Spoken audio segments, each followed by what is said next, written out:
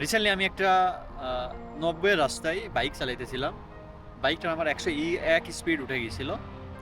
তো সাথে, সাথে কিন্তু আমাকে একটা ক্যামেরার ফ্ল্যাশ মারছে। ৩ দিন পরে আমার ফোনে আমার ইকামার উপরে একটা জরিমানা আসে ১১৩ রিয়ালের।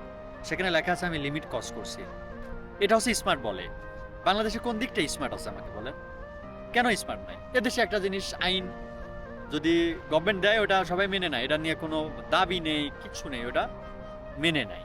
তাকে সম্মান দেখে ওটা মেনে নিচ্ছে। আমরা মেনে নিচ্ছি না।